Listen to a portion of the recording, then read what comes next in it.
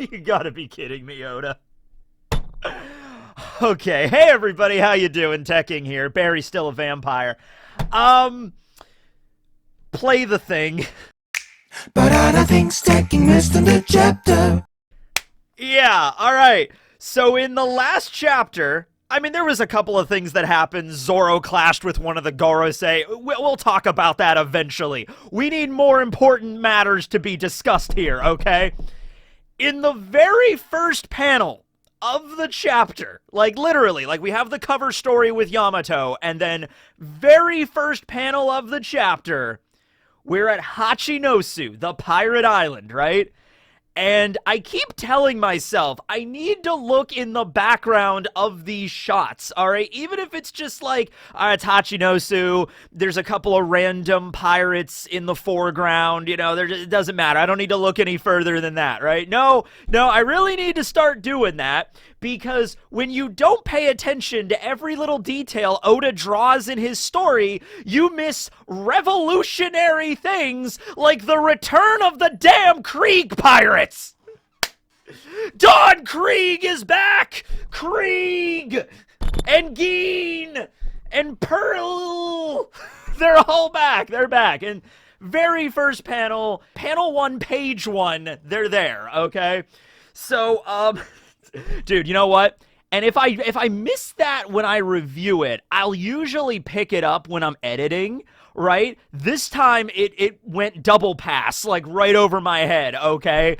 I'm uploading the review and I am so confused by the comments. People are like, Geen is back! Geen is back! I'm like, what are you talking about? And I went back and looked at it, I'm like, holy crap, they're back. Oh man, that was a blunder on my part. I apologize on that one. Okay, so after 1,000 yards, or 1,000 chapters really, because I know we entered the Grand Line after chapter 100, or around chapter 100. We're over chapter 1100 right now, so it's been well over 1,000 chapters since we've seen Don Krieg and his pirate armada. And they're back here today with a little bit of upgrades. They look a little different than they originally did. So, yeah, let's break this down. So, the first character that you're going to probably notice, because they're very prominent in the background of the first panel, is Pearl. Okay, we don't see his face, but we see the back of him. The pirates are all, of course, thinking about all the treasure and everything, and they're reacting to Vegapunk's message. That's the panel where you have the guy that's like, oh, there's a bunch of cities of gold down there. Gold under the ocean. Let's go find it, right? And so they start talking about how it's really hard to get down into the bottom of the ocean. Not every city is made of gold. Coated ships are very expensive. We're trying to court a mermaid or something in order to get down there, right? But you do see Pearl. I mean, it's clearly Pearl. Now, Pearl has some modified armor since the last time that we have seen him, okay? So Pearl was the third strongest member of Don Krieg's pirate armada. Of course, it goes Krieg, then Geen the man demon, and then Pearl, all right? So Pearl had a funny little hat that's shaped like a pearl, and his armor looked like two giant, like, manhole covers that had, like, pearl inlaid in that, like two giant steel, like, circular discs that he had one on the front of his body and one on the back of his body. And then he had, like, some symbols or, like, shields or bucklers on his hands and on his arms, on his knees, and he would, like, bang these, like, symbol, like, metal shields together, and he would, like, light himself on fire with the friction, and that's how he would fight. Fought Sanji briefly. Sanji actually was unable to break through Steel's armor, through Pearl's armor. Steel, that's another character. Pretty sure that's a superhero comic somewhere. But he was unable to break through Pearl's armor. And it was eventually Geen, because Geen was saved by Sanji, and now everything happened with Krieg taking over the Baratier.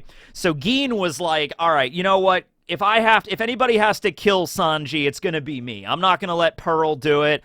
I'm gonna do it. He saved me. At least let me be the one that finishes him off, right? So Geen takes his steel ball tonfa things and he smashes into Pearl's armor, just crushes the armor. He falls down. He wasn't dead. He was just unconscious, I suppose. In the live action, he's definitely dead. Mihawk kills the crap out of the Krieg pirates in the live action version, right? So that's a parallel universe anyway. So that was the last time we saw Pearl. We saw him like with the armor all busted up and broken on the side of the Baratier and like, ugh. In the 4Kids dub, I love how they depicted Pearl. They gave him like a surfer bro kind of accent, like, whoa, dudes, this is totally tubular. We're gonna catch some waves today at the Baratier. You know, just he gave him this kind of this surfer accent, which was really funny. And I think the way he actually talks is actually very erudite and very intelligent. Just like, I dare say, I am Pearl. I have these giant pearl shields that I will rub together with the friction and create blue fire because that is science, sir. You know, okay, so we see him. His armor has definitely upgraded a little bit. So it's actually armor now. Like before it was literally just 2 giant plates he put over himself. Now it looks like an actual suit. Like some kind of mechanical suit that he like is inside of.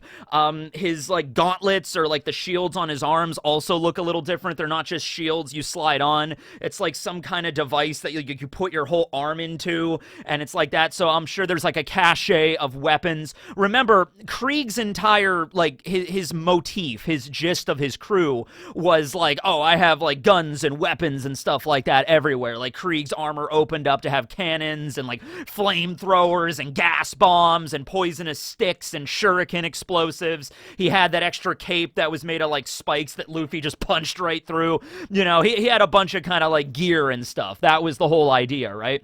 So, I'm sure Pearl has stuff like that now too, on top of his defense and on top of like his ability. I'm sure he can light himself on fire before, but even hotter than before. He also probably has like a giant cannon that comes out of his chest or something now, like the Pearl cannon, bro. We're gonna catch some waves in hell, you know. And like he fires like a giant cannon out of him. Might be something like that. Gauntlets on his arm also probably have like machine gun turrets that come out and like fire around or stuff like that, right? So we see Pearl. Pearl is there. It's very clearly Pearl. Okay. Now, off to the side, like off to the right of the Hachinosu scene, to the point where some of the like overlaying text of the chapter is kind of covering them up, we see a very large man wearing armor that is very indicative of Don Krieg. Don Krieg had this golden armor that had these very large shoulder pads. He actually took off the shoulder guards and combined them together to make like his battle spear, and he had other gear like inside of the shoulder pads and stuff like that. Probably the most practical use of shoulder pads in all of anime. You know, I love Dragon Ball Z. You know, I love when they have the Saiyan armor. I think it's a cool design, right? But the shoulder pads didn't really do much. Don Krieg is like, I'm gonna weaponize these shoulder pads, okay? And he does, right? And we see a man there, very large man. However, looking at him at first, he doesn't really look like Don Krieg, okay? Like, he is. Like, Pearl is there, this guy's here that's wearing the armor. It's clearly Don Krieg. Or, I guess in other translations, it was Don Creek. Yes, Creek! You know, or if you live in Pennsylvania, it's Crick. Down by the creek there, you know. I'm gonna go fishing down by the creek. I live in the country. I live in the boonies. What do you want from me? Anyway, so his face, I think Krieg got some work done since the last time we've seen him. First thing is his hair is way longer. Now, that's actually not unusual, because while in Baratier, Krieg's hair was cut short, his wanted poster with the 17 million is actually, it depicts him having long hair, a luxurious mane of hair. So I guess after the events of, meeting Mihawk or whatever, maybe Mihawk cut his hair. Maybe that was canonical. Maybe he was, sorry, Krieg. Maybe they were in the Grand Line and they woke Mihawk up from his nap, and then he's just like, how dare you? And Krieg has this epic mane of hair, and he's like, you now face the pirate armada of Don Krieg. And then all of a sudden, Mihawk just slices the entire ships apart. All 49 of his 50 ships get shredded by Mihawk's Yoru, and also his hair falls down. Like, no, my hair! Just like Samson, no!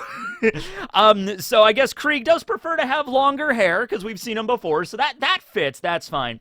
However, his facial structure, Krieg has gotten like maybe some rhinoplasty because his nose looks a little different, and also if you can see here, Krieg's jaw has always been very, like, square. He's always had, like, a square jaw.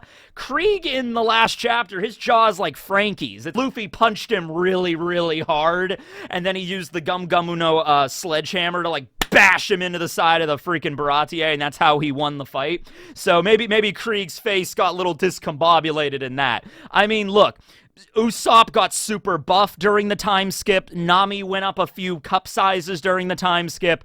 Krieg's chin is now super pointy. It's just what it is. Okay, fine. So you see Krieg there, and then right by his side is his right-hand man, Gin the Man Demon, which I think is the most, more than Pearl or more than Krieg, I think is the one that everybody was waiting for. Everyone was expecting Gin to come back. Gin is a fan favorite character, you know, because you really get the sense he was a conflicted kind of pirate, you know, where he was steadfastly loyal to Don Krieg. That's very important to keep in mind with Gin's character. He wasn't like forced to work for the Krieg pirates or anything like that. And he himself was like a bad guy. I mean, well, a bad guy in the sense like he was a pirate. He straight up murdered people. Like this was not like something like, it's like, Sanji, I'm conflicted. I'm a nice guy. I don't want to be a pirate anymore. No, I mean, like, he was a mass murderer. He had a bounty of like 12 million, which was pretty good for the East Blue.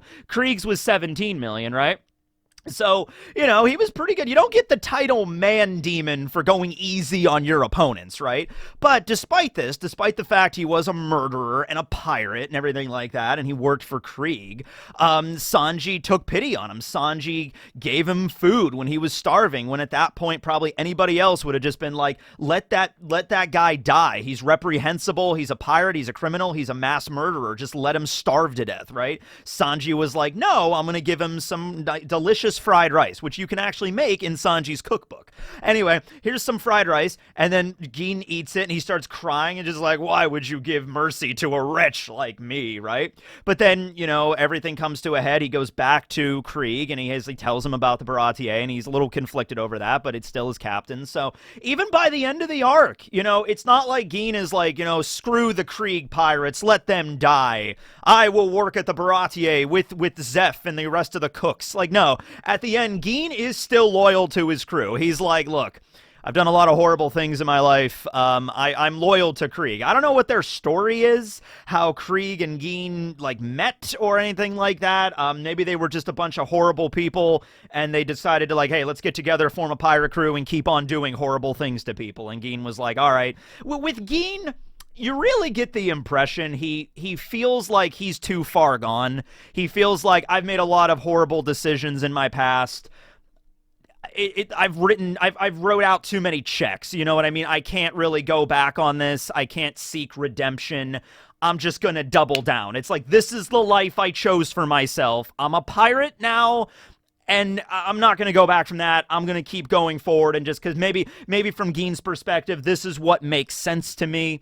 We don't know exactly what his backstory is and everything like that, but like maybe some horrible shit happened in his life, and he, you know, killed some people, and he had to be on the run, and he's like, all right, I'm just going to kill more people, and then more people, and then he ended up joining Krieg's crew, and he's like, this is what I am, you know what I mean? So at the end, when everybody is poisoned by the that MH5 shit, you know, the gas bomb and everything like that, they don't have very long left to live, but the Baratier, they give him like a little bit of a boat, like a little dinghy, and, you know, they throw all the members of the crew on there, including Krieg, who was knocked out by Luffy. And then Gin, he was just like, okay, we're gonna shove off. Sanji, thanks for the food, sorry for all of this happening, but they're my crew, I'm still gonna stick with them, I'm still gonna be loyal to Krieg. That's how it goes. And the implication was they weren't gonna survive very long, they were only gonna, you know, gonna go off to sea and die die in a few hours or in a few days or something like that. And clearly they did not. Clearly they fought back against the poison. I don't know. Maybe they met Ivankov along the way, and Ivankov was like, healing hormone! Just like same shit that happened with Luffy and Magellan. But no, I mean, like, see, with that gas bomb, I feel like Krieg would have had an antidote, or they could have found, like, made an antidote. I mean, that gas bomb, by the way, was probably sold by Caesar, because, like, when it comes to poisonous gas weapons, Caesar kind of has the monopoly on that. And as we know from the kill gas that he used at Zoe, there was an antidote for that. Like, pretty much every gas that Caesar makes does have some, you know, antitoxin or something that you can make with that. So maybe there was an antidote, maybe they could make something, or they tried to do something, or they met a doctor somewhere. I don't know, but they survived, okay? So Geen in the last chapter is very interesting. He's very, I mean, it's kind of like you have to zoom in to kind of really see, but the outfit he's wearing is very clearly something Geen would wear. Geen had a headband that had some stripes on it. He had this cool, like, jacket sports coat that also had stripes on it, and it had, like, snakes on the, like, lapels or, like, the chest area. And if you zoom in the last chapter, you see, and it's a different outfit, but similar enough that it looks like something Geen would wear. He's also wearing sunglasses. He has a little bit of a beard now. And the thing that's the most unusual is he's wielding a sword. He has like a saber, you know, you could see it like he's like holding it, or like it's on his side there, you know. And that's interesting because shown to be using the steel ball tonfas. Like, that's his main weapon that he trained with, okay? Not a sword. And he used a shotgun against Zeph. He just busts out a double-barreled shotgun against Zeph at one point, because that's the whole point of Krieg's crew. Like, you know, firearms and artillery and gas bombs and stuff like that, right? So, it's a little unusual that he would have, you know, but in the last 2 years, maybe he learned a little bit of swordsmanship. He was just like, yeah, I'm gonna use a sword a little bit. They've trained a touch, right? Okay? So, it is very clearly them. It's just that their designs have shifted a little bit, but so have the Straw Hats in the last 1,000 chapters, you know what I mean? Have you ever seen what Chopper originally looked like when Oda first drew him back at Drum Island? This was the first time Chopper showed up in the series. This is Chopper. Yeah. And now this is Chopper now. Yeah. Yeah, and this isn't even anime thing. This is the way Oda draws him, okay? So things have changed. Designs have changed. Oda's like, yeah, this is how I'm going to draw Krieg from now on, as Geen and Pearl has better armor and everything like that. Okay. So, how they survived the gas bomb, clearly they had an antidote at some point. Maybe Krieg had it. Maybe they made it. Maybe they found somebody that could cure it. There might be a story there. Beyond that, how the hell did they get all the way to the freaking New World? Okay? Well, I'll tell you this much. Krieg maybe has been humbled a little bit since the East Blue. He doesn't seem like the kind of guy that would listen to reason. But after getting taught this lesson over and over and over again, you know, how many times do we have to teach you this lesson, old man? Krieg has the big pirate armada in the East, okay? It's not technically the strongest pirate crew because Arlong still had a higher bounty of 20 million, but in terms of size, it was the largest pirate crew. And Arlong, you get the impression, I mean, yeah, he wanted to take over the East eventually, but he had his little crew in Kokoyashi Village as like his main base of operation. Arlong had taken over a couple of other surrounding islands, but Krieg's ambitions were giant pirate armada that's going to take the Grand Line by storm and eventually find the One Piece, okay? So he goes into the Grand Line, and we don't exactly know all the adventures he got up into, or if he just immediately ran into Mihawk, but eventually he ran into Mihawk, and his fleet of 50 ships was whittled down to one. So that's the first time he was severely humbled. The idea that his entire fleet was wiped out by one dude, with only his flagship, the Dreadnought Saber, surviving. So they had to leave the Grand Line. That's difficult to do because of the Calm Belt. So they had to sail through the Calm Belt out of the Grand Line. They also experienced a lot of dangers that way, you know, Sea Kings and everything. But even then, they managed to make it through. The Dreadnought Saber was extremely battered and damaged after they made it out of the Grand Line back into the East Blue. And then Mihawk shows up again to slice the Dreadnought Saber in half. So it's really rubbing salt in the wound at that point.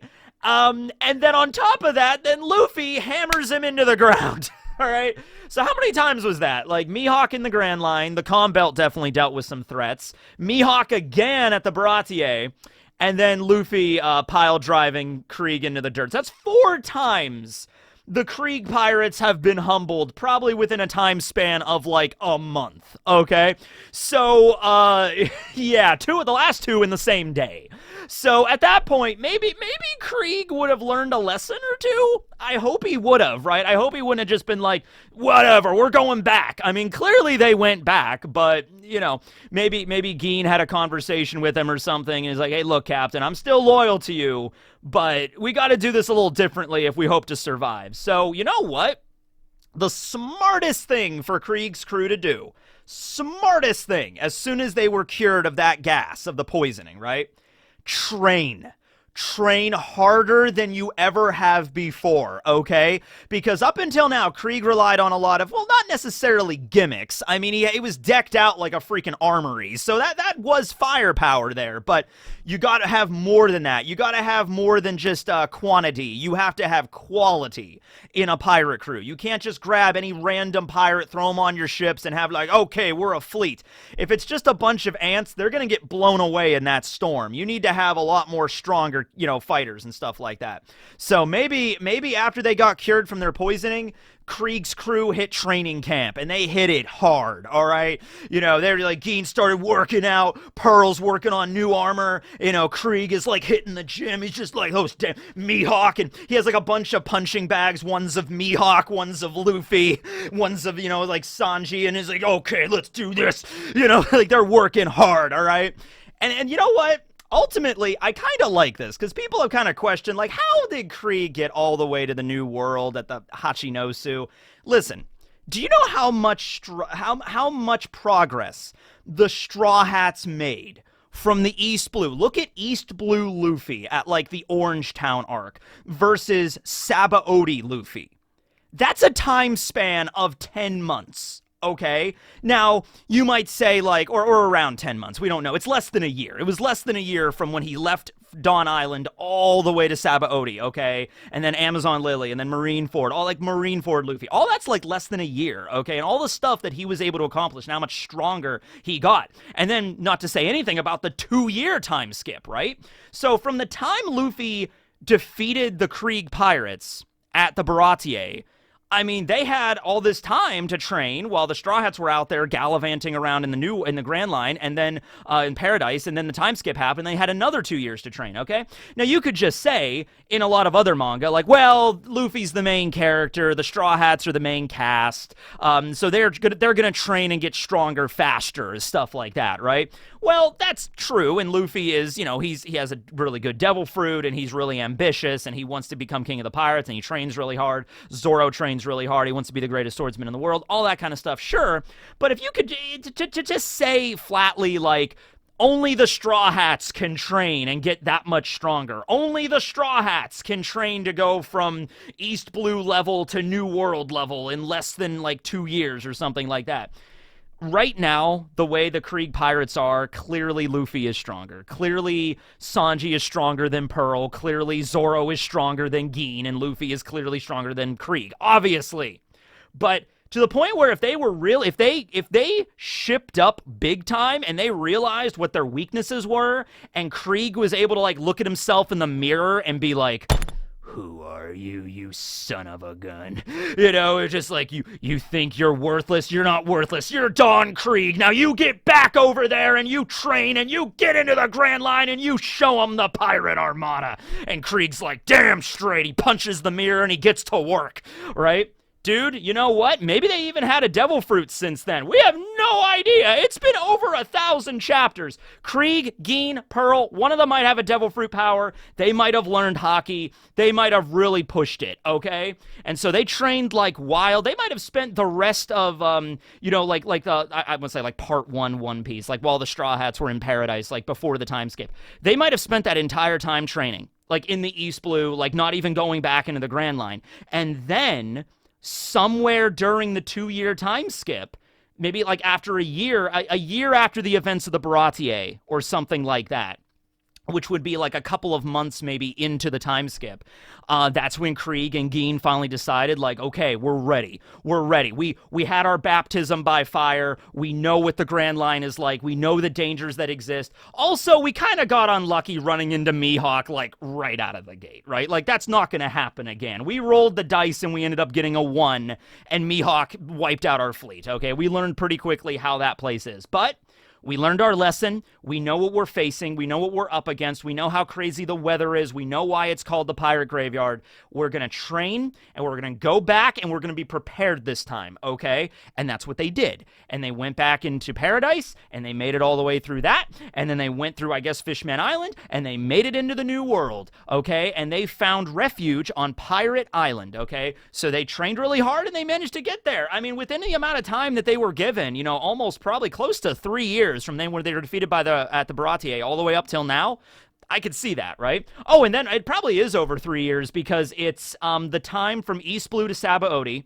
and then, or up to Marineford, and then time skip happens, 2 years, and then from the time of the time skip, like return to Sabaody, all the way up to current, like Egghead One Piece, like that's another, like, I want to say 6 months at least, since, like, how much time do you think has passed since the time skip at this point? I mean, it hasn't been a year, probably, but probably at least 6 months or so. So it's been over 3 years since they've been defeated. If the Straw Hats can get way, way stronger in that time, sure. The Krieg Pirates can get stronger too. Not as strong, but, you know, strong. And they can learn, and they can get hockey, and why not, right?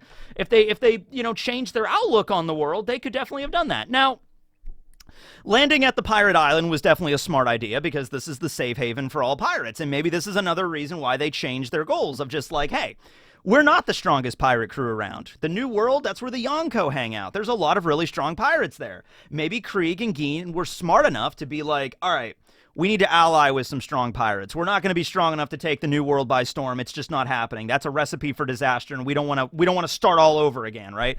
So, or we die this time, right? So maybe they're like, go to Pirate Island. I'm curious how the rules of Pirate Island work, because obviously there has to be some kind of equilibrium in order to keep all of these ruffians on the island without just killing each other, right? So I would imagine, like, one of the first rules, if you want to take refuge on Pirate Island as a pirate, you know, obviously if you were a Marine or anybody else, they would just kill you. But if you land on Pirate Island, probably one of the first rules is there's a boss of the island, and you listen to the boss. Okay, you know, you don't attack the boss or whatever like that. Maybe there's like a rule with like the Davy back fight and stuff. Like if you want to challenge the current ruler of Hachinosu, you can do that.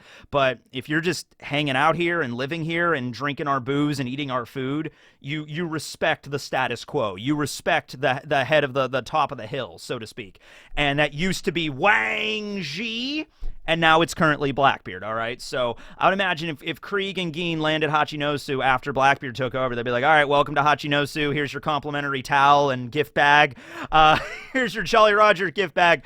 Current boss of the island is Blackbeard. You need to go and bend the knee to him. You bend the knee to him. You tell him you're going to be, you don't have to necessarily fight on his crew, but while you're here on his island, you respect his rules and stuff like that. And so maybe Krieg, in an act of being humble, of learning his lesson the first time, maybe him and Geen and Pearl went and they bent the knee to Blackbeard, and they're like, all right, we're going to be on your island. We're going to hang out here. We're going to, do our piratey deeds, as this is our home base, if you'll allow us. And Blackbeard was like, all right, there you go. And maybe there's a certain cut they have to give, like, you bring back a certain amount of treasure or something, you got to give it to me or something like that. I mean, there has to be rules, because otherwise it would just be like pirates murdering each other constantly on Hachinosu, right?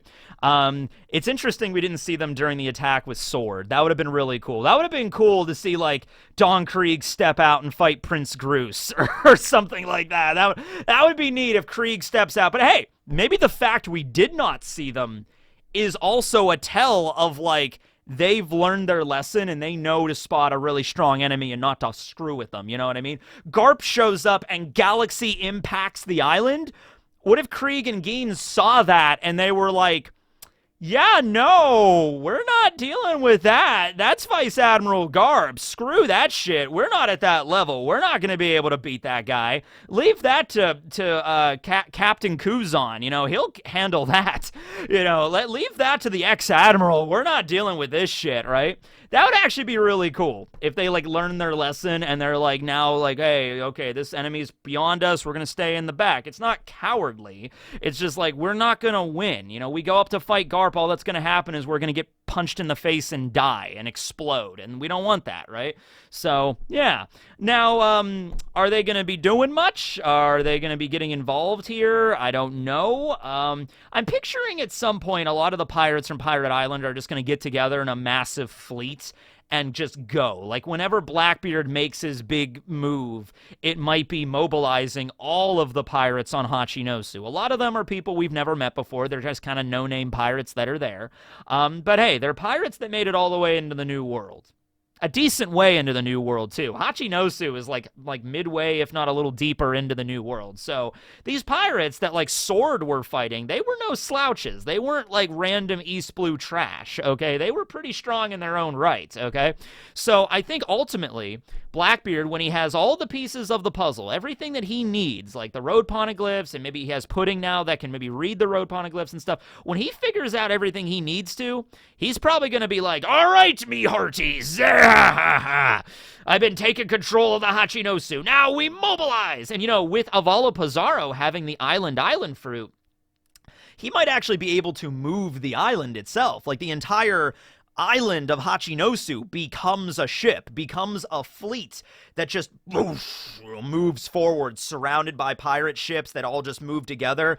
And Krieg and Geen and the Krieg pirates, their armada, might be part of that. In fact, you know, this is actually... Back when Garp was invading and everything like that, I mentioned something during the reviews and stuff. Blackbeard's crew doesn't really have any other named members outside of the Titanic captains. His original crew. We know, obviously, Blackbeard is the admiral or like the commodore of his fleets. He's the Yonko, and then Burgess, and then Shiryu, Van Auger, and then, you know, everybody else, all the 10 Titanic captains all the way up to Kuzan, right? Okay, those are the only pirates we knew. So it would actually be really interesting if he's making this fleet, and obviously you have the 10 Titanic captains that are in charge of everything, but you need like a middle manager in the center to like kind of control everybody, you know, like a master of the guard or something like that. That could be Krieg. That could be Krieg and Geen. They have a position in the crew. They're not 10 Titanic captains, but they're maybe like one rung below that. Okay, where they can take a fleet of ships and they can mobilize. Because, hey, anything about Krieg, Krieg would have experience on his resume leading a large pirate armada. He did for a long time in the East Blue. Now, give him an armada of pirates that can actually do shit, that know hockey and some stuff. You could actually deal some decent damage, especially if Krieg has gotten stronger and, you know, like Geen is a better strategist maybe in the last couple of years or whatever. So there you go. That we might have seen that right there in the background. We saw that as Oda like, okay, I need to start setting up some other members on the Hachinosu, on the Beehive, that are like working under Blackbeard, okay? And Krieg is a great option for that. Another character, might as well, since we're bringing back some East Blue characters, have Captain Kuro be there. Have Captain Kuro be on Pirate Island. He never really wanted to be a pirate, but he was forced back into that lifestyle, and he was being chased after by the Marines again. So unless he tried to do some other, you know, like subterfuge hypnosis thing, just have him go and actually have Kuro maybe work under Lafitte.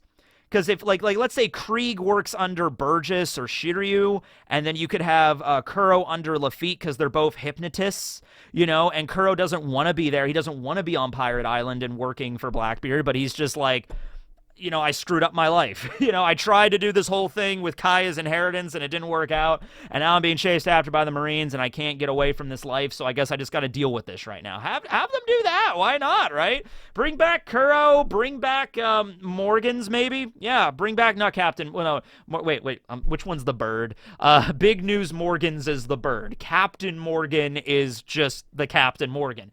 Screw it. Have him come back. Just have all of the people, like all the old enemies, join up with Blackbeard's crew on Hachinosu. Why not? It actually fits rather well at this point, all right? Morgan has a lot in common with pirates than the Marines, and he's been, you know, he's court-martialed and he's defected, so he's a traitor anyway, right? Kuro is there just not because he wants to be, but just because he has to. Krieg is, like, doing it to actually further his career, kind of like, all right, I'm not going to be the king of the pirates, but I can be on Blackbeard's crew, and he has a solid chance of doing it, so why not, right? Yeah. let's do that. Why not, right? Works for me. Anyway, that's the video. I apologize for missing that in the chapter. I will make a conscious effort in the future to pay closer attention to every single panel Oda draws. Nothing will go unexamined, just like enhance the magnifying glass on every single character of every single page. Krieg! All right, thanks for watching, everybody. This will be Tech Inc. Vampire Barry signing out. Later, everyone.